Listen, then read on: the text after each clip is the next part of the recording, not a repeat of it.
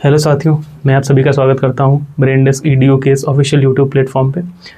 जैसा कि अनमोल सर ने बताया था कि आपकी इंग्लिश की क्लासेस भी शुरू होने वाली हैं, तो उसी सीरीज़ में मैं आपको इंग्लिश की क्लासेस प्रोवाइड करने के लिए यहाँ पे आया हूँ। फर्स्ट ऑफ ऑल मैं अपने बारे में बता देता हूँ। मेरा नाम सचिन श्रीवास्तव है। My name is Sachin Srivastava.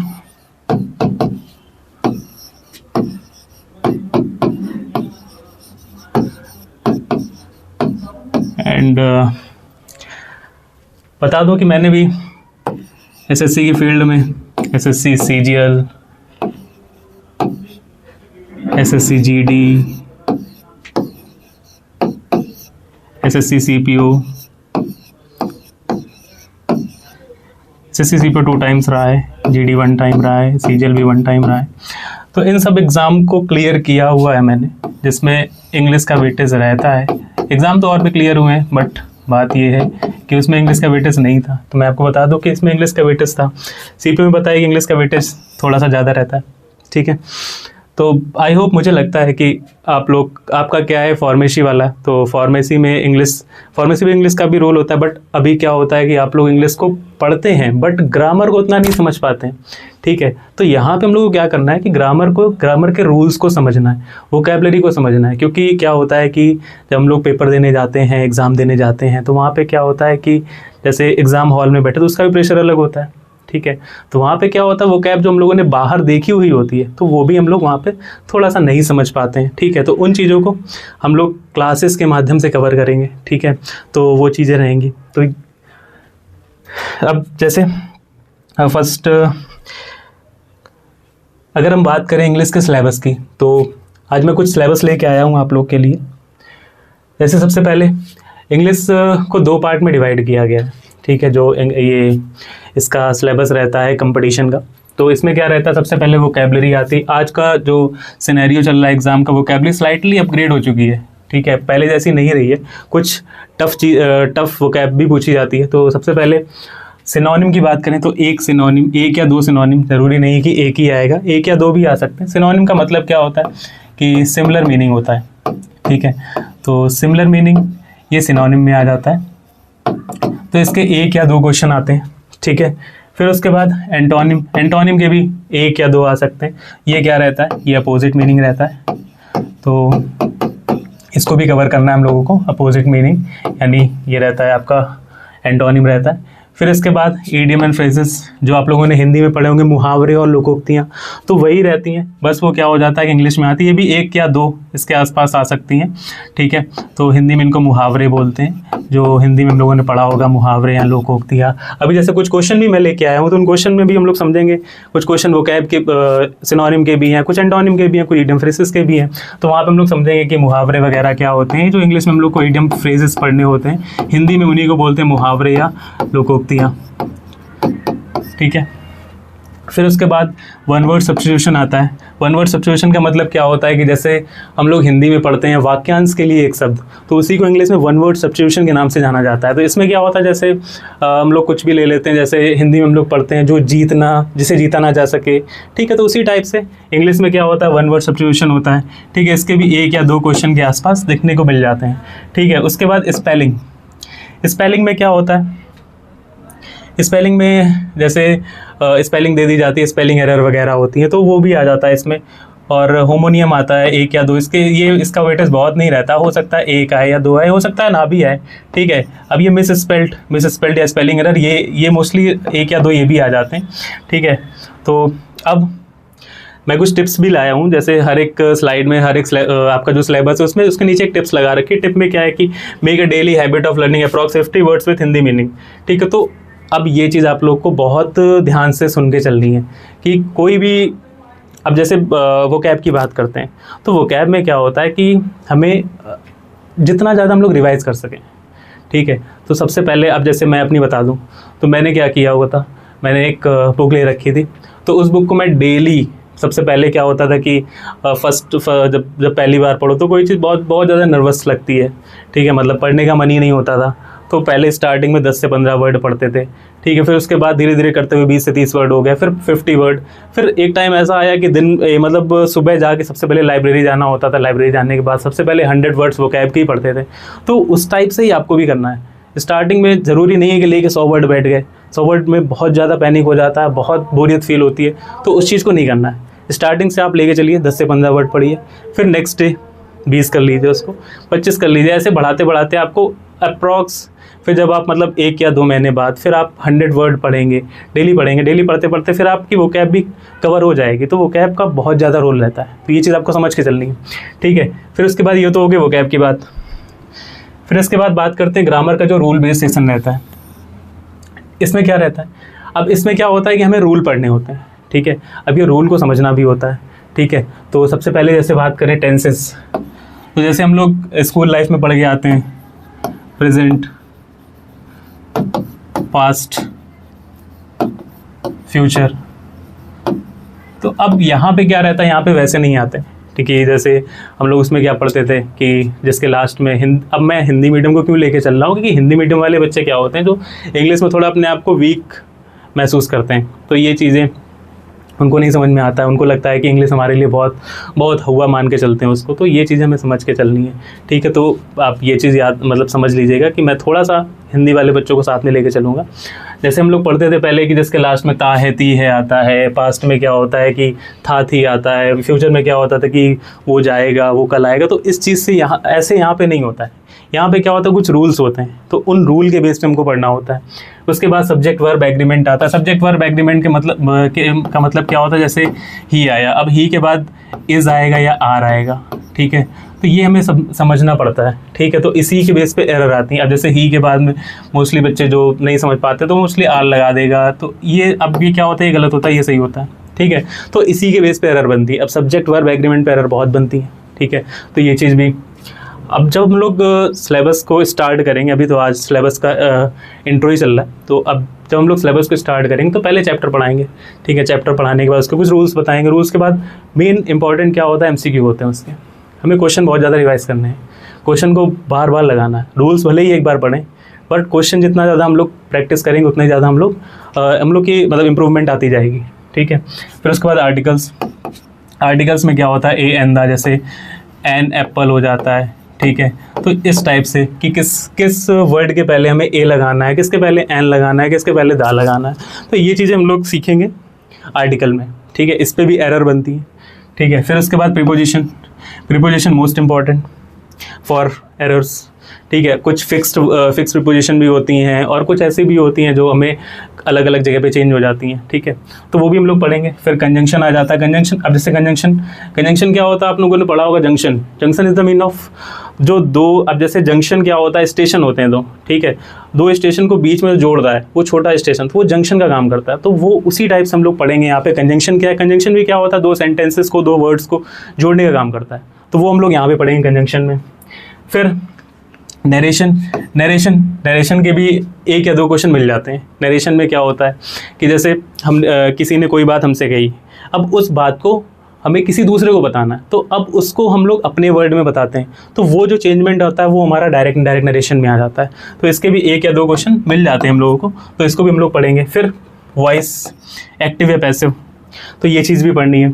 Parts of speech mostly 8 होते हैं, ठीक है। जैसे noun, pronoun, verb, adjective, adverb, ठीक है। अब जैसे इसका जो प्रीपोजिशन और ये कंजंक्शन का पार्ट था, ये भी इसी में आ जाता है, बट ये क्या होता है, बहुत ज़्यादा इंपॉर्टेंट होता है, इसको अलग लेके चलना है, ठीक है। प्रीपोजिशन, कंजंक्शन, इंटरजेक्शन और भी होते हैं, मतलब ये कितने हो गए, 1 2 3 4 5 6 और 3 और हो जाते हैं, ठीक है। सॉरी 5 ही है वो, तो 5 + 3 8 हो गए, ठीक। फिर उसके बाद कंडीशनल सेंटेंसेस पढ़ने हमें, मॉडिफायर्स एंड पैरेललिज्म भी पढ़ना है, ठीक है।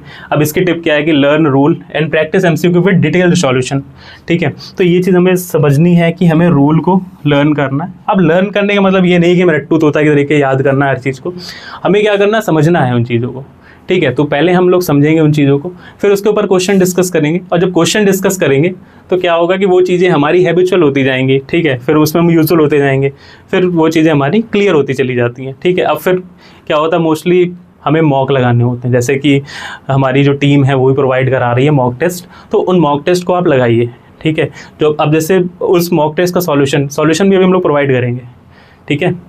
हमारी फैकल्टी अब जैसे मैथ और रीजनिंग के पीयूष सर हैं, वो प्रोवाइड करेंगे, इंग्लिश का मैं प्रोवाइड करूँगा, और जीके जीएस के सचिन भैया हो गए और जो अनमोल भैया हो गए वो प्रोवाइड करेंगे, ठीक है। तो अब जैसे उसके बाद ये तो हो गया ग्रामर का रूल बेस्ड। फिर उसके बाद अब रीडिंग कॉम्प्रिहेंशन आरसी आता है। आरसी का मतलब क्या होता है कि जैसे आपको पैसेज दिया होता है अराउंड 150 टू 250 वर्ड्स दिए होते हैं, ये पैसेज होता है। इसमें क्या होता है, जैसे कोई भी स्टोरी दे रखी होती है, जैसे वंस लिव्ड अ किंग वगैरह, इस टाइप से 150 टू 250 वर्ड के बाद आसपास एक पैसेज दिया होता है। उसके बाद में एक क्वेश्चन दिया होता है, ठीक है। उस क्वेश्चन के 4 ऑप्शन दिए होते हैं, ठीक है। तो उन चीज़ों को फिर अब क्या करना होता है कि ये जो क्वेश्चन होता है इसका आंसर हमें इस पैसेज को पढ़ के देना होता है। तो पैसेज को पढ़ने के लिए क्या इंपॉर्टेंट है, पैसेज को पढ़ने के लिए इंपॉर्टेंट ये है कि पहले आपको क्या पढ़ना पड़ेगा, पहले ग्रामर पढ़नी पड़ेगी। क्या बिना ग्रामर को पढ़े हुए पैसेज को पढ़ के आप समझ लेंगे? क्या वोकैब नहीं आ रही है आपको तो क्या आप पैसेज पढ़ लेंगे, समझ लेंगे? नहीं पढ़ पाएंगे। तो इसके लिए हमें सबसे पहले क्या करना है, सबसे पहले हमें वोकैब को बहुत ज़्यादा ध्यान देना है, क्योंकि बिना वोकैब, अब जैसे चलिए बात कर लेते हैं कि ग्रामर और वोकैब का क्या होता है। जैसे वोकैब अगर हमें थोड़ी बहुत भी क्लियर है तो हम ये चीज़ समझ जाएंगे पैसेज में बोल क्या रहा है। अब वो बात अलग है कि हम ये नहीं समझ पा रहे हैं कि उसमें प्रेजेंट में बोल रहा है कि पास्ट में बोल रहा है, वो हमारा ग्रामर पोर्शन में आ जाता है, ठीक है। तो सबसे पहले हम लोग वोकैब से स्टार्ट करेंगे, कल से जब क्लासेस स्टार्ट करेंगे तो वोकैब से करेंगे, ठीक है। तो ये आपका पैसेज हो जाता है। पैसेज में 5 question based on that passage, 5 question होते हैं, 5 या 6 भी हो सकते हैं, ठीक है। तो अब वो जो क्वेश्चन होते हैं वो क्वेश्चन का आंसर हमें इस पैसेज को पढ़ के ही देना होता है। ये जो पैसेज दे रखा होता है इसको पढ़ के ही देना होता है, ठीक है। अब इस पैसेज में 4 ऑप्शन होते हैं, उन 4 ऑप्शन में एक ऑप्शन सही होता है तो वो हमें आंसर देना होता है। अब इसकी टिप क्या है, इसकी टिप क्या है, read editorials and practice RC sets regularly, ठीक। तो एडिटोरियल्स का मतलब क्या होगा, जैसे हमें इंग्लिश पेपर आते हैं, द हिंदू आता है, टाइम्स ऑफ इंडिया आता है, तो इसमें जो एडिटोरियल्स दे रखे होते हैं इनको हमें पढ़ना है, ठीक है। सबसे पहले तो पढ़ने में बोरिंग लगता है, ये जाहिर सी बात सबको लगता है। तो ये चीज़ हमें समझनी है कि थोड़ा सा बोरिंग लगेगा, तो ऐसा नहीं है कि बोरिंग लग रहा है तो हम उसको छोड़ देंगे, तो ये हमें नहीं करना है। उसके बाद जैसे कोई बुक हो गई, तो बुक को हमें अब ऐसा नहीं है कि हम लोग इंग्लिश की बुक होती है नहीं समझ में आती तो छोड़ देते हैं, लेकिन क्या करना है, उसको पढ़ना है हर चीज़ को। अब जब पढ़ेंगे तो फिर क्या होगा, हम इंग्लिश के प्रति हैबिचुअल हो जाएंगे। English just like English is not a subject, English is a language, ठीक है। तो इंग्लिश को हमें सबसे पहले समझना होता है। जैसे हम लोग हिंदी होती है तो हिंदी में क्या करते हैं, कोई बच्चा होता है वो सबसे पहले क्या सीखता है, वो सबसे पहले हिंदी ही सीखता है ना। तो हिंदी को क्या वो बुक लेके बैठता है, नहीं बैठता है। हिंदी को क्या करता है, वो समझता है, वो उसकी मम्मी बोल रही है, उसके पापा बोल रहे हैं, तो वो क्या होता है, वो समझ जाता है कि ये वर्ड हमें ऐसे बोलना है, ये वर्ड ऐसे बोलना। तो वही केस इंग्लिश के साथ है। तो इंग्लिश को भी जब हम बुक्स पढ़ेंगे, न्यूज़पेपर पढ़ेंगे, इंग्लिश मूवीज़ देखेंगे तो हम हैबिचुअल हो जाते हैं उस चीज़ के।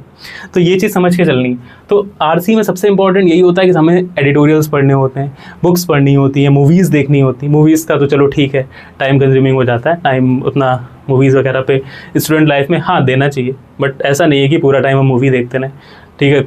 अब कुछ लोग बोल देते हैं कि नहीं भैया ने बोला है कि मूवीज़ देखनी है, तो मूवीज़ नहीं देखनी है। मूवीज़ को सिर्फ इसलिए देखना है कि जैसे हमें एक तरीके से अंडरस्टैंडिंग डेवलप हो जाए, ठीक है। अब जैसे एडिटोरियल्स पढ़ने हैं, बुक्स पढ़नी है, तो ये चीज़ें करनी है मोस्टली। और read editorials and practice RC sets regularly. अब जैसे स्टार्टिंग में थोड़ा सा बोरिंग लग सकता है कि 4 मतलब पैसेज पढ़ा हमें, उसके बाद में क्वेश्चन पढ़ रहे हैं तो क्वेश्चन नहीं आ रही है, 2 क्वेश्चन आ रहे, तो ऐसा नहीं है उसको छोड़ के बैठ जाना है, ठीक है ना। तो उसको प्रैक्टिस करना है। पहले गलत आएगा, कुछ दिन गलत आएगा, ठीक है, कोई बात नहीं, गलत आने दीजिए, सही होगा बाद में। कोई भी चीज़ होती है तो गलत से ही स्टार्ट होती है, ठीक है ना।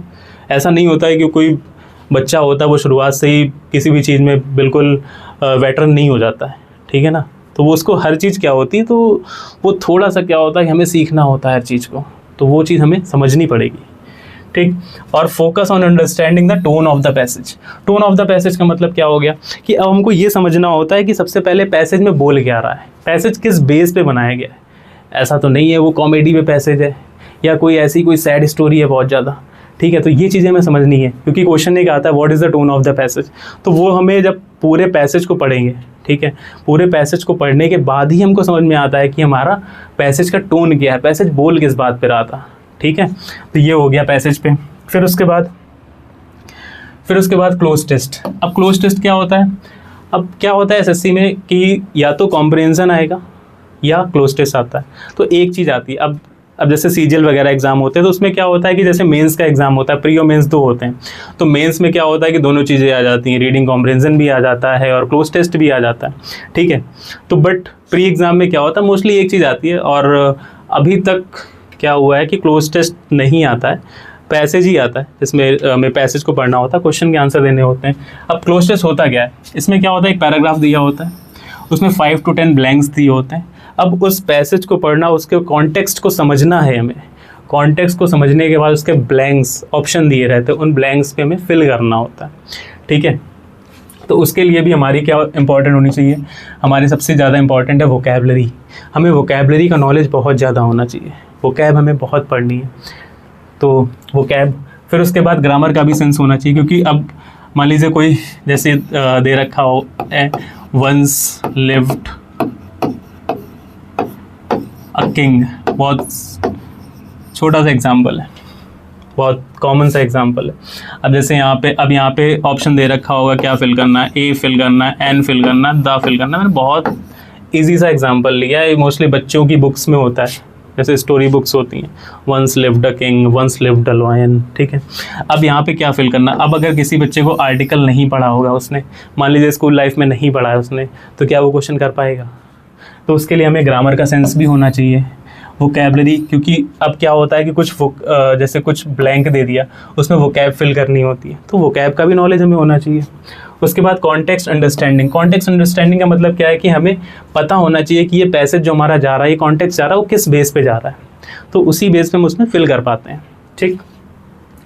तो इसकी भी टिप यही है कि प्रैक्टिस 2 क्लोज टेस्ट डेली। अभी नहीं करना है, तो क्या होता है कि जो अब मोस्टली हमें जब हम कॉम्प्रिहेंशन करने लगते हैं तो क्लोज टेस्ट हमें आने लगते हैं, तो क्लोज टेस्ट पहले नहीं करने, पहले हमें रीडिंग कॉम्प्रिहेंशन यानी कॉम्प्रिहेंशन नहीं करना है। कॉम्प्रिहेंशन करने के लिए बताया मैंने कि एडिटोरियल पढ़ना है, आपको बुक्स पढ़नी है, तो उससे आपकी अंडरस्टैंडिंग डेवलप होगी। जब अंडरस्टैंडिंग डेवलप होगी तो आप अपने आप उसको करने लगेंगे। तो ये हो गया। इसके बाद पैराजम्बल्स, सेंटेंस रीअरेंजमेंट, इसको शॉर्ट में पैराजम्बल भी बोलते हैं। तो पैराजम्बल क्या होता है, पैराजम्बल में होता है कि मतलब एक सेंटेंस दे रखा होता है, उसमें क्या होता है कि उसमें जैसे इज़ पहले सब्जेक्ट दे दिया, सब्जेक्ट के बाद फिर वर्ब दे दी, वर्ब के बाद मोस्टली क्या होता है सब्जेक्ट, जैसे कोई भी सेंटेंस फॉर्मेशन होता है, सब्जेक्ट होता है, फिर वर्ब होता है, फिर ऑब्जेक्ट होता है। अब इसमें क्या पैराजम्बल में क्या होता है, जैसे सब्जेक्ट दिया, फिर उसके बाद ऑब्जेक्ट दे दिया, फिर जाके वर्ब दे दी, फिर अदर वर्ड्स दे दिए, तो हमें क्या उसको अरेंज करना होता है। अब अरेंज करने में क्या होता है, हमें पहले सब्जेक्ट लगाना है, फिर वर्ब लगानी है, फिर ऑब्जेक्ट लगाना है। तो इस टाइप से ये क्या होता है, ये हमारा पैराजम्बल में आता है, ठीक है। इसमें क्या होता है, पैराजम्बल में rearranging them logically forms a meaningful sentence, उसको हमें रीअरेंज करना होता है और उसको लॉजिकली फॉर्म करके एक मीनिंगफुल सेंटेंस बनाना होता है, ठीक है। तो ये भी हमारा आएगा प्रैक्टिस से, और प्रैक्टिस मतलब वोकैबुलरी आनी चाहिए और ग्रामर पोर्शन आना चाहिए, तो उसके बाद हम इसको भी ईजिली कर पाएंगे। अब लर्न कनेक्टर्स बताऊंगा मैं, pronounce, pronoun references and tone flow. Tone flow का मतलब वही सेंटेंस हमारा किस सेंस में जा रहा है। उसके बाद error spotting, most important, English सबसे ज़्यादा एरर स्पॉटिंग के 3 से 4 क्वेश्चन मिल जाते हैं। तो एरर स्पॉटिंग में क्या होता है, error spotting sentence improvement, you are given a sentence with a part underlined और highlighted, identify the grammatical error और इम्प्रूव द सेंटेंसेस। हमें एक सेंटेंस दे रखा होता है, उसके पार्ट अंडरलाइन कर रखे होते हैं, उसमें क्या होता है कि जैसे देयर इज़ अ गर्ल, अब गर्ल के साथ क्या लगाना है, इस लगाना कि आर लगाना, अब ये कौन बताएगा, ये हमारा ग्रामर पोर्शन ही बताएगा, ठीक है। तो हो सकता है उसमें आर लगा के दे दिया, अब वहाँ पे हमें क्या होता है कि एरर करनी होती है, वो हमें बताना होता है कि इस पार्ट में एरर है। उसमें ऑप्शन दिए रहते हैं, पार्ट क्वेश्चन ऑप्शन 1 दे रखा है, A B C D ऐसे करके दे रखा होता है, हमें बताना होता है कि किस पार्ट में एरर है, ठीक है। तो उस चीज़ को भी हम लोग डेवलप करेंगे अपना। उसके लिए क्या टिप है, उसके लिए टिप ये है कि focus on grammar rules, grammar के रूल्स पे हमें पढ़ना है, ग्रामर्स के रूल्स को समझना है, उस पर प्रैक्टिस करनी है। फिर उसके बाद स्पेशली सबसे ज़्यादा जो हमें मेन फोकस करना है, टेंस पे फोकस करना है, सब्जेक्ट वर्ब एग्रीमेंट पे फोकस करना है, आर्टिकल्स पे फोकस करना है, मोस्ट इंपॉर्टेंट प्रीपोजिशन पे फोकस करना है, मॉडिफायर्स पे करना है, वॉइस पे करना है, नरेशन पे करना है, मतलब लगभग हरी चीज़ों सब चीज़ों पे ही करना है, ठीक है। तो ये हो गया, ये मान के चलिएगा मोस्ट इंपॉर्टेंट है एरर स्पॉटिंग। और ये तभी आएगी जब हम पूरी ग्रामर को पढ़ने के बाद पूरी ग्रामर को पढ़ने के बाद ही कर पाएंगे, उससे पहले नहीं कर सकते हम लोग, क्योंकि एरर में कुछ नहीं होता है। ऐसा नहीं होता है कि कोई भी सेंटेंस दे रखा है उसमें सिर्फ नाउन की एरर हो सकता है उसमें नाउन की एरर हो, वर्ब की एरर हो, एडजेक्टिव की भी एरर हो, तो फिर क्या करेंगे? तो इसलिए हमें सब कुछ पढ़ना होता है, उसके बाद ही हम एरर को कर पाते हैं। जब मैं कराऊंगा तो जैसे जब चैप्टर को पढ़ाने के बाद कुछ क्वेश्चन करवाऊंगा तो उसमें एरर दूंगा। जैसे पहले क्या होगा, जैसे नाउन पढ़ाया तो उसमें नाउन की सारी एरर दूंगा। फिर उसके बाद धीरे धीरे करके जैसे नाउन पढ़ा दिया, प्रोनाउन पढ़ा दिया, वर्ब पढ़ा दिया, फिर उसके बाद इन 3 चैप्टर को मिला के नाउन प्रोनाउन वर्ब की एरर दूंगा। फिर उसके बाद क्या होगा, जैसे सारे चैप्टर पढ़ा लिए, फिर उसके बाद इन सब की एरर दूंगा। फिर क्या होगा, धीरे धीरे आप लोग को भी आने लगेगा, वेटरन हो जाएंगे आप लोग भी।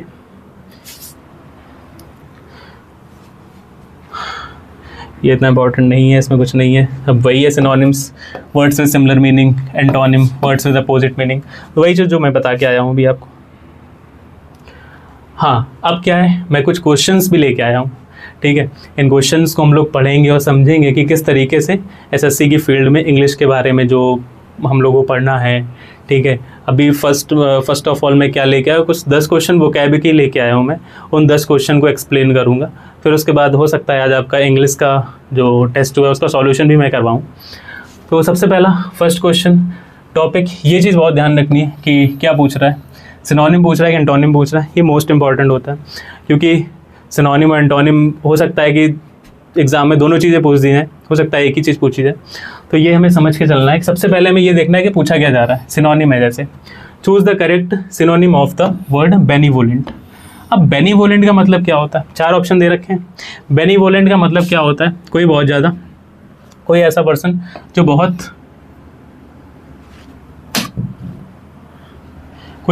जो बहुत उदार है, दयावान है, ठीक है, तो वो होता है बेनिवोलेंट। अब इसके अगर हम बात करें तो हिंदी मतलब हो गया, जैसे मर्सीफुल, बेनिवोलेंट का सिनोनिम हो गया। मैग्नेनिमस हो गया,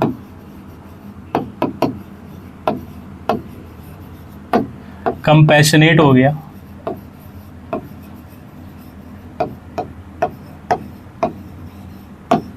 तो ये क्या हो गया, इसके 3 सिनोनिम हो गए इसके बेनिवोलेंट के। अब अगर हम इसकी बात करें क्रूअल, तो क्रूअल का मतलब क्या होता है, क्रूअल का मतलब होता है क्रूर। क्रूर मतलब जैसे पढ़ते थे पहले, एक क्रूर शासक हुआ करता था, तो वो वाला क्रूअल है ये, ठीक है। फिर उसके बाद एरोगेंट।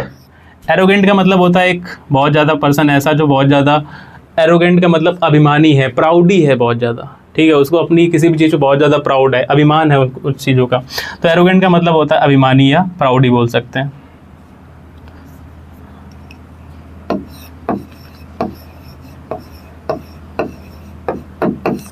इग्नोरेंट मतलब होता है एक ऐसा पर्सन जिसको कुछ नॉलेज नहीं है, अज्ञानी है, जिसको हम इग्नोर कर सकते हैं, उसकी किसी भी बात को हमें नहीं लेके चलना, क्योंकि वो हमें ये चीज़ हम समझ में आ गया कि वो इसको इग्नोर करना है क्योंकि इसको कुछ पता ही नहीं है, तो वो हो जाता है इग्नोरेंट में आ जाता है। इग्नोरेंट का मतलब क्या होता है, अज्ञानी, जिसको कुछ भी पता नहीं है, तो वो हो जाता है ignorant. Charitable is the answer of this question. Charitable का मतलब क्या होता है, जो चैरिटी करता है।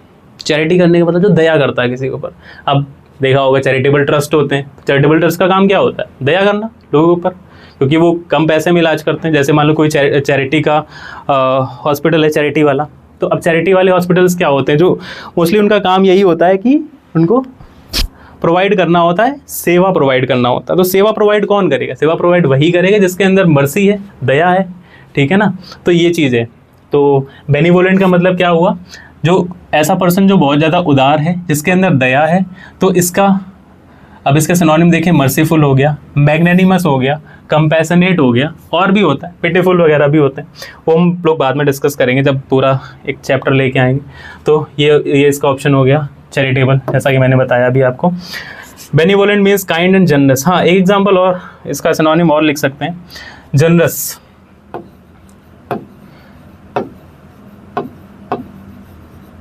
जनरस हो गया और काइंड हो गया, ठीक।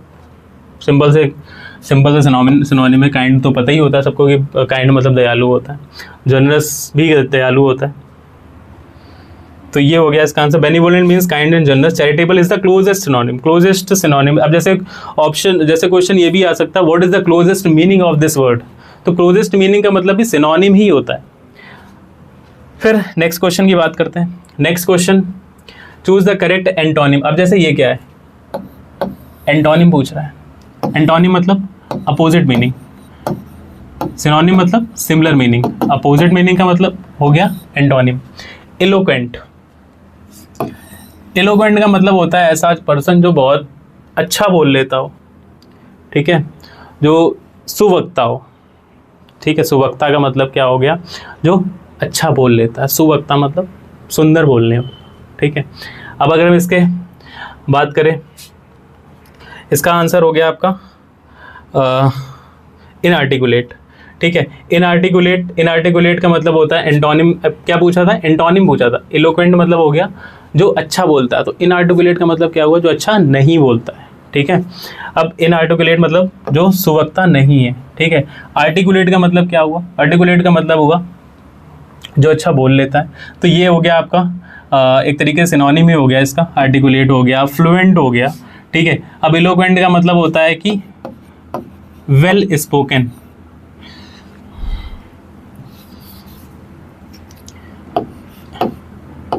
एलोक्वेंट का मतलब क्या हो गया, वेल स्पोकन, जो अच्छा बोल लेता है।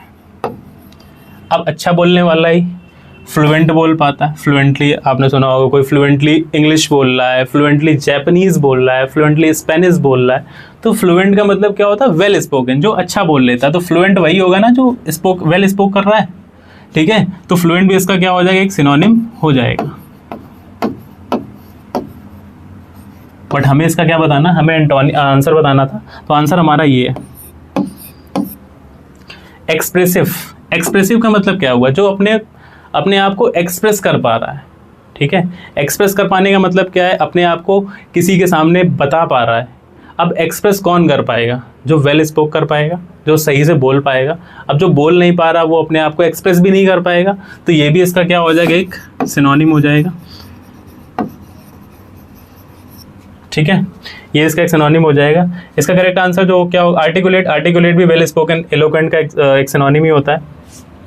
फिर उसके बाद नेक्स्ट हमारा क्या है, वन वर्ड सब्स्टिट्यूशन, ठीक है। अभी हम लोगों ने एक सिनोनिम देखा, एंटोनिम देखा, अब हमारा क्या है, वन वर्ड सब्स्टिट्यूशन। अब जैसे वन वर्ड सब्स्टिट्यूशन का मतलब क्या होता है कि जैसे एक ग्रुप ऑफ वर्ड्स दे रखा है, अब इन ग्रुप ऑफ वर्ड्स का हमें एक आंसर देना होगा, ठीक है। अब जैसे अ डॉक्टर वो ट्रीट्स चिल्ड्रन, तो इसका आंसर हो जाएगा पेडिट्रिशियन, ये इसका आंसर हो जाएगा, ठीक है। फिर उसके बाद अब अगर हम इसके 4 ऑप्शन की बात करें, कार्डियोलॉजिस्ट। कार्डियोलॉजिस्ट का मतलब क्या होता है, जो a doctor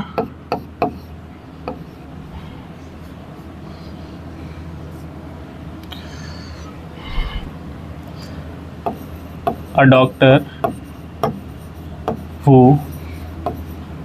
treats heart disease।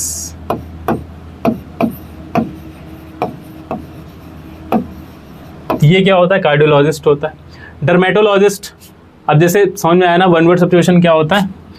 Dermatologist क्या होता है, dermatologist in the sense of a doctor who treats skin diseases, derma. अब जैसे अगर अभी क्या है कि आप लोग का एग्ज़ाम है, तो मोस्टली नेक्स्ट मंथ ही है, बहुत ज़्यादा टाइम भी नहीं है आप लोगों के पास, वरना क्या होता है कि रूट वर्ड से आप लोग को मैं सिखाता कि कैसे मतलब वर्ड्स को ब्रेक कर करके हम लोग को समझना है कि किस, जब जैसे डर्मा होता है, तो डर्मा का मतलब क्या होता है, स्किन होता है। डर्मिकुल सुना होगा, डर्मिकुल, ठंडा ठंडा कूल कूल, डर्मिकुल पाउडर होता है। अब डर्मिकुल का मतलब क्या हो गया कि वो डर्म को कूल लगता है, derm in the sense of your skin, ठीक है। डर्म को हम लोग याद रख सकते हैं चर्म से चर्म मतलब क्या होता है, स्किन होता है। जो डर्मेटोलॉजिस्ट होता है वो हमारा स्किन डिजीज़, एक ऐसा डॉक्टर होता है जो डॉक्टर वो ट्रीट्स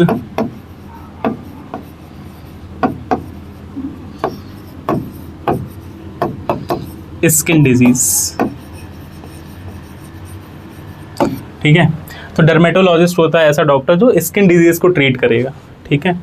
ये होता है वन वर्ड। वन वर्ड का मतलब एक हमें कई सारे वर्ड दे रखे हैं, उनको मिला के हमें एक आंसर देना होता है, ठीक है।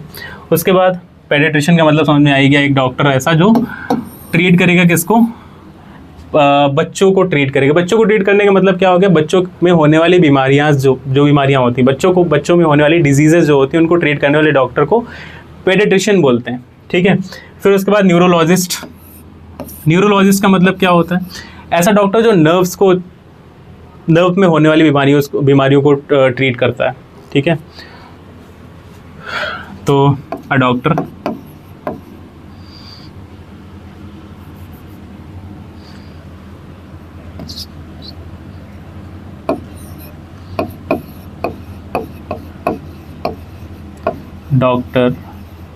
who treats nerve disease,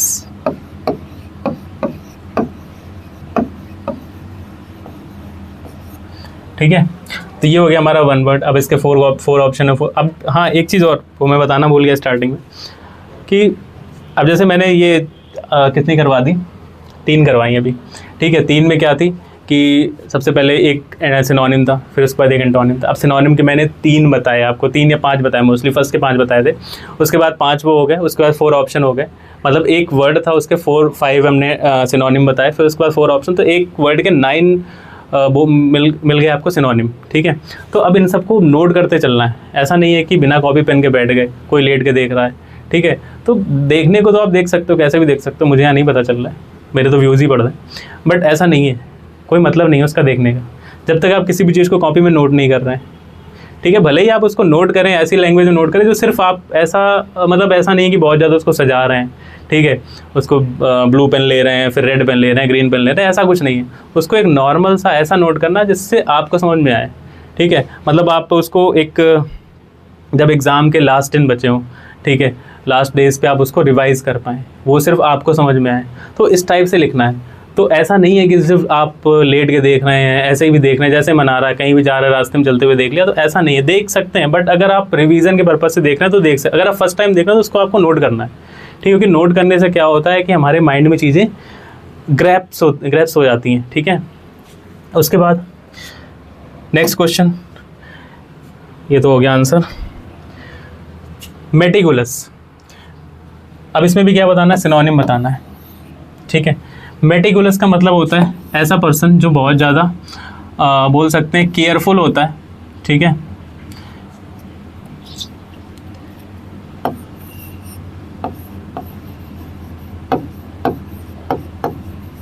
जो केयरफुल होता है, अवेयर होता है, या बोल सकते हैं कि जो बहुत छोटी छोटी चीज़ों पे ध्यान देता है, बहुत छोटी छोटी चीज़ों पे ध्यान देता है। मतलब ऐसा नहीं है कि कोई भी चीज़ उसके सामने लेके गए, उसने ऐसे ऊपर से देख के कर दिया। तो ऐसा पर्सन जो बहुत ज़्यादा किसी भी चीज़ को बहुत ज़्यादा प्रिसाइज करके देख रहा है, तो वो चीज़ें होती। तो अब जैसे इसके एग्जांपल ऑप्शन देखें तो केयरलेस, तो ये इसका नहीं होगा, क्योंकि इसका जो केयरफुल होता है इसका सिनोनिम, तो ये नहीं होगा, ठीक है। प्रेसाइज अब प्रेसाइज का मतलब अभी बताता हूँ बाद में। रेकलेस का मतलब भी होता है केयरलेस, लापरवाह, ये भी नहीं होगा। स्लॉपी मतलब भी नहीं होगा, ठीक है। इसका क्या होता है, प्रेसाइज का मतलब क्या होता है, करेक्ट, एग्जैक्ट, ठीक। तो ये होगा इसका सिनोनिम क्या हो जाएगा, प्रेसाइज, ठीक है। ये इसका ऑप्शन हो गया precise. Meticulous means showing great attention to detail, precise it's synonym, ठीक है। मेटिकुलस का मतलब क्या होता है कि एक किसी भी चीज़ को, डिटेल को ग्रेट अटेंशन से देख रहा है, बहुत ध्यान से देख रहा है, ठीक है। तो ये इसका ऑप्शन हो गया। फिर उसके बाद अब ये हमारा क्या हो गया, ईडियम्स एंड फ्रेसेस। जो मैंने बताया था आपको स्टार्टिंग में कि कुछ मैं ईडियम्स एंड फ्रेसेस भी लेके आया हूँ, जिसको हिंदी में क्या बोलते हैं, मुहावरे और लोकोक्तियाँ, जो आप लोगों ने पहले पढ़े होंगे, ठीक है। तो उसी को इंग्लिश में क्या बोलते हैं, ईडियम्स एंड फ्रेसेस बोलते हैं। तो ईडियम्स एंड फ्रेसेस का मतलब, अब जैसे what does the idiom burn the midnight oil mean, ठीक। अब इसका मतलब है बताना है। अब burn the midnight oil, to sleep early, ये नहीं होता है। टू वेस्ट स्लीप अर्ली मतलब जो जल्दी सो जाता है। अब जो जल्दी सो रहा है, तो वो मिडनाइट ऑयल को बर्न कैसे कर रहा है। मिडनाइट ऑयल का मतलब क्या हुआ, जो रात का ऑयल है उसको आप बर्न कर रहे हैं, जला रहे हैं, ठीक है। तो जो स्लीप हो जा रहा है, अर्ली स्लीप कर रहा है, वो कैसे बर्न करेगा उसको, ठीक है। फिर उसके बाद वेस्ट रिसोर्सेस, ये भी नहीं होगा, क्योंकि अब जैसे वेस्ट रिसोर्सेज अब कोई भी देखेगा तो वो आराम से लगा देगा। मिडनाइट ऑयल, मतलब ऑयल को क्या करना है, बर्न करना है। बर्न करने का मतलब उसको जला रहे हैं तो रिसोर्स वेस्ट हो रहा है, तो उसको कोई लगा देगा जो नहीं पढ़ा होगा, ठीक है। बट इसका आंसर ये नहीं होगा, रिसोर्स को वेस्ट करना नहीं होता है। टू स्टार्ट अ फायर, एक फायर को स्टार्ट कर रहे हैं, ये भी नहीं होगा, तो ये इसको भी क्रॉस लगा देंगे। इसका मतलब क्या होता है, to work late into the night, जो बहुत रात तक मेहनत कर रहा है, जो रात रात में जग रहा है, ठीक है, रात रात में जग के अपने सिलेबस को कंप्लीट कर रहा है, अपने मॉक टेस्ट लगा रहा है, उसकी प्रैक्टिस कर रहा है, ठीक है, अपनी चीज़ों को रिवाइज कर रहा है, तो वो क्या कर रहा है, वो मिडनाइट ऑयल को बर्न कर रहा है। बर्न करने का मतलब क्या कर रहा है कि वो उसको जला रहा है, ठीक है। तो इसका आंसर क्या हो जाएगा, to work late into the night, ठीक। तो करेक्ट आंसर इसका to work late into the night. This idiom means to stay up late studying और वर्किंग हार्ड ऑन समथिंग, ठीक है। अब लेट, ऐसा ज़रूरी नहीं है कि कोई पढ़ ही रहा है, अब ये भी हो सकता है कि कोई कि वो कुछ अपना प्रेजेंटेशन प्रिपेयर कर रहा हो, ठीक है, कोई ऑफिस वर्क है उसका, उस चीज़ को प्रिपेयर कर रहा हो, तो ये चीज़ें हो सकती हैं। हार्ड वर्क कहीं भी हो सकता है, ऐसा नहीं है कि सिर्फ पढ़ाई में ही हार्ड वर्क है। वर्बोज क्या मतलब है, पूछा क्या है, एंटोनिम। एंटोनिम मतलब अपोजिट मीनिंग, ठीक। वर्बोज का मतलब क्या होता है, अब जैसे अभी एक पढ़ के आए हम लोग एलिक्वेंट, और ये वर्बोज, उसका मतलब होता है सुवक्ता, लेकिन वर्बोज का मतलब क्या होता है, वाचाल। इसका हिंदी वर्ड मैंने क्या बताया, वाचाल। वाचाल का मतलब क्या होता है, एक ऐसा पर्सन जिसके पास वर्ड्स बहुत ज़्यादा है। तो वर्बोज का मतलब होता है कि जिसके पास वर्ड्स बहुत ज़्यादा होते हैं, ठीक है। मोर वर्ड्स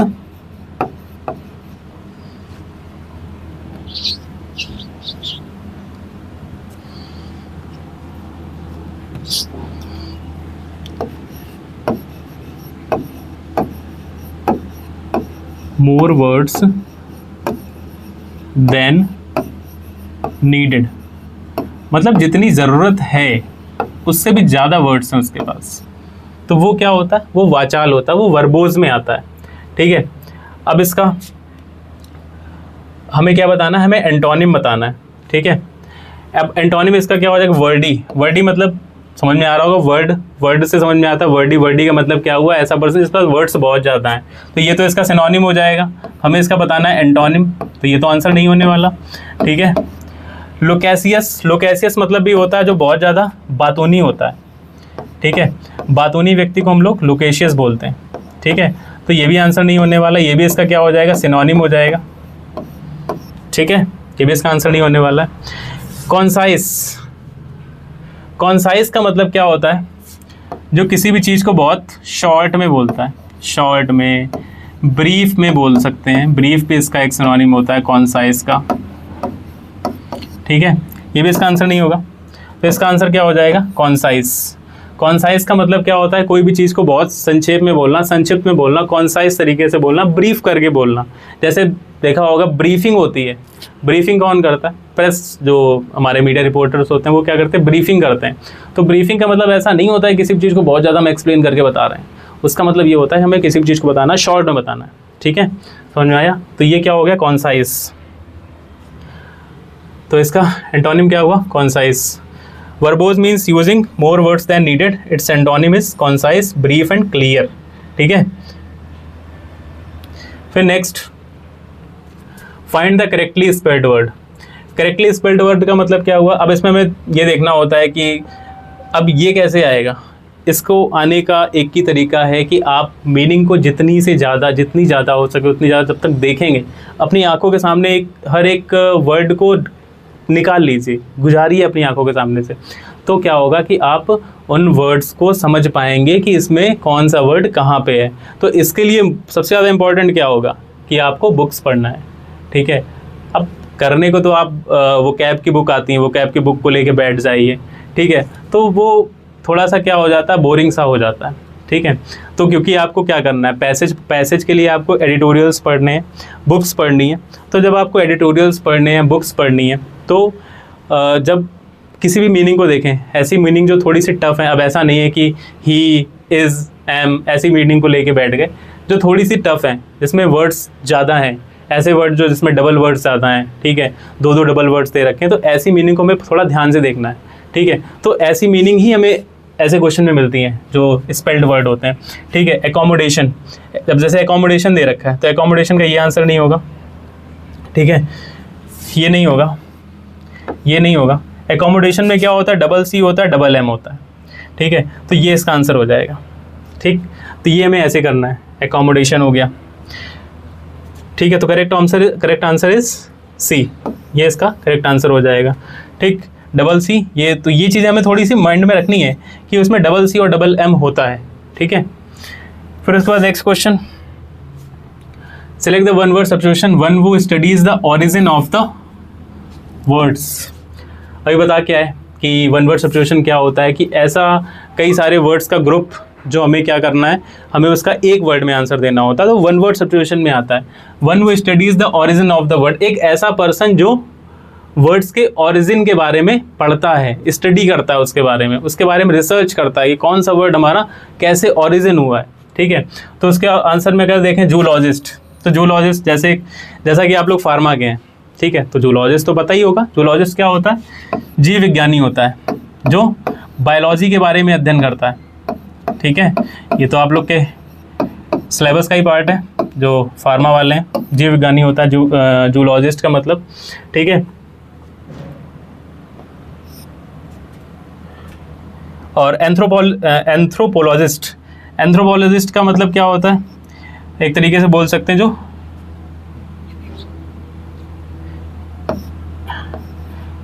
स्टडी करता है ह्यूमन के बारे में, स्टडीज अबाउट ह्यूमन, तो इसको हिंदी में बोलते हैं मानव विज्ञानी, ठीक है। तो ये हो जाता है आपका एंथ्रोपोलॉजिस्ट, तो ये भी आंसर नहीं होगा। फिलेटलिस्ट, ये भी नहीं होगा। फिलेटलिस्ट का मतलब पता है क्या होता है, फिलेटलिस्ट का मतलब होता है वन वू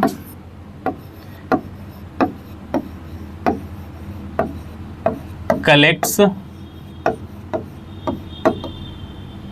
स्टैम्प, ऐसा पर्सन जो स्टैम्प कलेक्ट करने का शौकीन होता है। बहुत से लोगों के अलग अलग शौक होते हैं, किसी को पुराने सिक्के रखने का शौक होता है, देखा होगा आपके आसपास भी ऐसे लोग मिल जाएंगे जो चवन्नी को बहुत संभाल के रखते हैं, अठन्नी को बहुत संभाल के रखते हैं। तो उसी टाइप से कुछ लोग ऐसे भी होते हैं जो स्टैम्प को संभाल के रखते हैं, ठीक है, कि ये 1970 की स्टैम्प है, इसको मैं संभाल के रखता हूँ। अब ये एंटीक चीज़ें हो जाती हैं, अब ये ज़्यादा पैसे में बिकती जाके, तो लोग इसको संभाल के भी रखते हैं। कुछ लोगों को शौक होता है, कुछ लोग पैसे के लिए रखते हैं। फिर उसके बाद नेक्स्ट, तो हाँ आंसर तो बताया नहीं मैंने, एटिमोलॉजिस्ट, इसका जो आंसर होगा वो क्या होगा, एटिमोलॉजिस्ट। तो एटिमोलॉजिस्ट ऐसा पर्सन होता है जो studies the origin of the word, जो वर्ड्स के ओरिजिन के बारे में स्टडी करता है, उसके बारे में रिसर्च करता है, ठीक है। Next question, choose the correct synonym. अब फिर से सिनोनिम आ गया, सिनोनिम मतलब सिमिलर मीनिंग, ठीक है। एब्डिकेट, एब्डिकेट का मतलब क्या होता है, एब्डिकेट का मतलब होता है त्यागना।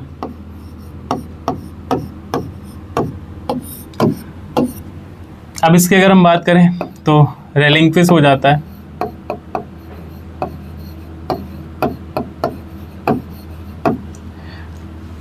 गिव अप हो जाता है। गिव अप अब मैं बताऊंगा, ये कुछ और चीज़ होती है, फ्रेजल वर्ब करके भी एक आता है, तो ये गिव अप वो है, गिव अप हो जाता है, रिजेक्ट हो जाता है, तो ये सब इसके सिनोनिम हो जाते हैं, abdicate, relinquish, give up, reject. Forsake भी होता है एक,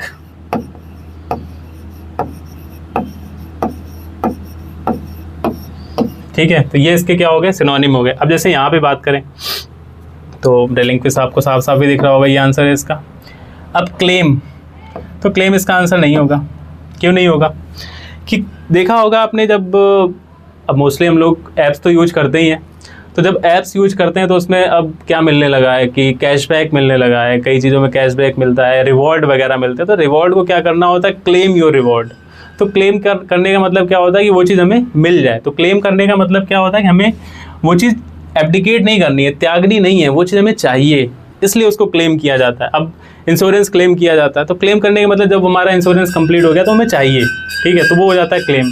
ठीक, सीज मतलब क्या होता है? सीज मतलब कोई भी चीज़ सीज हो गई, बंद हो गई, तो ये भी नहीं होगा इसका। डिमांड, डिमांड मतलब क्या होता है? किसी चीज़ की मांग, ठीक है, जिस चीज़ की हमको ज़रूरत है उसकी हम डिमांड कर रहे हैं, तो वो त्यागना तो नहीं हुआ, रिलिंक्विश तो नहीं हुआ, एब्डिकेट तो नहीं हुआ, फॉरसेक तो नहीं हुआ, ठीक है, तो वो हमारा क्या हो जाएगा? वो डिमांड। तो ये भी आंसर नहीं होगा, ठीक है, तो इसका आंसर क्या हो जाएगा? रिलिंक्विश। ओके सॉरी, रिलिंक्विश हो जाएगा, ठीक है। फिर ये हो गया इसका आंसर। Abdicate means to give up power और रिस्पॉन्सिबिलिटीज़, ठीक है, कोई भी पावर अपनी या रिस्पॉन्सिबिलिटीज़ को क्या कर रहा है? गिव अप कर रहा है, तो वो मतलब क्या होगा? एब्डिकेट कर रहा है, त्याग रहा है उसको। Relinquish means to voluntarily give up. Voluntarily का मतलब जो अपनी इच्छा से किसी भी चीज़ को गिव अप कर रहा है, ठीक है। गिव अप मीन्स त्यागना होता है। फ्रेजल वर्ब को मैं पढ़ाऊंगा अभी, शायद मैं ऑप्शन ये सिलेबस में उसको मेंशन करना भूल गया हूँ कि फ्रेजल वर्ब भी एक आपके सिलेबस का ही पार्ट है, जिसमें गिव अप कुछ ये वर्ब के फॉर्म में होती है, जैसे गिव अप हो गया। फिर से आ गया हमारा ईडियम्स एंड फ्रेजेस, जिसको हम लोग हिंदी में क्या बोलते हैं? मुहावरे और लोकोक्तियाँ। Blessing in disguise. Blessing in, अब मतलब समझ में आया कि ब्लेसिंग का मतलब क्या होता है, डिस्गाइज का मतलब क्या होता है, ब्लेसिंग मतलब क्या होता है? ब्लेसिंग मतलब आशीर्वाद, ठीक है। हम किसी को ब्लेस करते हैं कि आप खूब आगे बढ़ें, खूब अच्छी चीज़ों को अचीव करें, ठीक है, तो वो ब्लेसिंग हो जाता है हमारा। तो ब्लेसिंग मतलब क्या हो जाता है? एक आशीर्वाद के फॉर्म में ले सकते हैं, ठीक है, तो ये हो गया हमारा ब्लेसिंग। अब डिस्गाइज का मतलब क्या हो गया? डिस्गाइज का मतलब हो गया कोई ऐसी चीज़ जो हमें डिस्गाइज कर रही है, ठीक है। गाइड का मतलब क्या होता है? गाइड का मतलब क्या होता है कि हमें हमारा कोई भी चीज़ जो पथ प्रदर्शन कर रही है, हमें वे बता रही है, हमें रास्ता बता रही है, ठीक है। लेकिन यहाँ पे क्या डिसगाइज करना, डिसगाइज करने का मतलब क्या होता है? हमारा रास्ता उसको बता नहीं रही है, सही नहीं बता रही, गलत बता रही है, ठीक है, तो वो हमारा डिसगाइज में आ जाता है, ठीक। तो अब ब्लेसिंग इन डिसगाइज, क्या जो ब्लेसिंग है वो कभी डिसगाइज के फॉर्म में होता है? ऐसा नहीं होता है ना, ठीक है। तो अ हिडन कर्स, कि एक छुपा हुआ अभिशाप हो सकता है, बट इसका यहाँ पे कुछ और मीनिंग है, तो ये इसका आंसर नहीं होगा। N obvious good luck, good luck नहीं हो सकता, क्यों नहीं हो सकता है? डिसगाइज पहले ही हमारा नेगेटिव टर्म दे दिया है, तो ऑब्वियस गुड लक कैसे हो जाएगा, ठीक है। तो ये भी चीज़ें ध्यान रखनी कि हमारा पॉजिटिव टर्म है कि नेगेटिव टर्म है। A reward for hard work, reward मतलब क्या होता है? कोई हमारा अवार्ड है, कोई हमारा पुरस्कार है, कोई हमारा गिफ्ट है, ठीक है, कोई हमारा प्रेजेंट है, ठीक, तो ये हो जाता है। तो ये भी नहीं होगा क्योंकि नेगेटिव वर्ड आ गया पहले ही, तो ये भी नहीं होने वाला, ठीक है। हिडन कर्स भी नहीं होगा, ऑब्वियस गुड लक नहीं होगा, तो बचा क्या? Something good that seem bad at first, यानी कुछ ऐसी चीज जो हमें पहले क्या लग रही थी? बैड लग रही थी, लेकिन बाद में क्या है? वो गुड लग रही है, ठीक है। तो ये आंसर क्या हो जाएगा? Something good bad at first, something good that seem bad at first. तो इसका आंसर क्या हो जाएगा? यही हो जाएगा करेक्ट आंसर सी, ठीक। This idiom describes a misfortune that eventually has a good outcome और बेनिफिट। तो स्टूडेंट, ये हमारी आज की क्लास थी। अब कैसी लगी आपको कमेंट में बताइएगा। और अब कल से हम लोग स्टार्ट करेंगे वोकैब का पोर्शन, क्योंकि सबसे पहले मोस्टली जो ग्रामर या इंग्लिश की हम लोग बात करें तो सबसे पहले जो हमारा मेन इंपॉर्टेंस हमें देना है वो वोकैबलरी को देना है। तो वोकैबलरी के हम लोग कल से 15 क्वेश्चन के आसपास शुरू करेंगे, 15 क्वेश्चन, 25 क्वेश्चन, इसका एक प्रैक्टिस सेट लेके आएंगे। अब उसमें अब जैसे आज का क्या था, उसमें एंटोनिम भी था, सिनोनिम भी थे, इडियम फ्रेसेस भी थे, वन वर्ड भी थे, बट कल से ऐसा नहीं होगा। कल से क्या होगा? सिर्फ सिनोनिम या एंटोनिम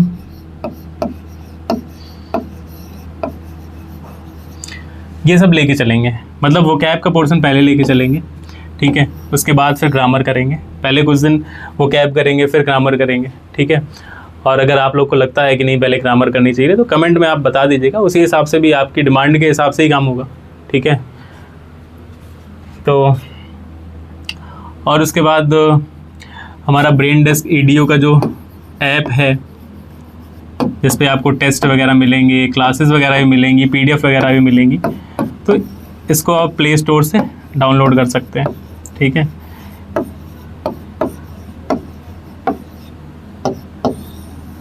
ये आप इसको डालेंगे प्ले स्टोर पे तो वो आपको रिकमेंड करेगा, आप उसको डाउनलोड करिए। उसमें क्या मिलेगा, उसमें आपको टेस्ट वगैरह मिलेंगे, ठीक है। और मॉक टेस्ट की इंपॉर्टेंस तो बहुत है किसी भी एग्ज़ाम में, ठीक है। तो आज के लिए इतना ही रखते हैं। थैंक यू गाइस, मिलते हैं कल फिर नेक्स्ट क्लास में। तब तक के लिए अपनी प्रिपरेशन को यूँ ही करते रहिए, बिल्कुल भी निराश और हताश होने की ज़रूरत नहीं है, ठीक है। चीज़ें आपके फेवर में ही जाएंगी। अब ये है हाँ कि मेहनत आपको बराबर करती रहनी है, ऐसा नहीं है कि आप कि चीज़ें अपनी किस्मत के भरोसे बैठ गए, तो ऐसा कुछ नहीं करना। आप लगे रहिए, चीज़ें आपके फेवर में होंगी, ठीक है। थैंक यू, मिलते हैं नेक्स्ट क्लास में कल।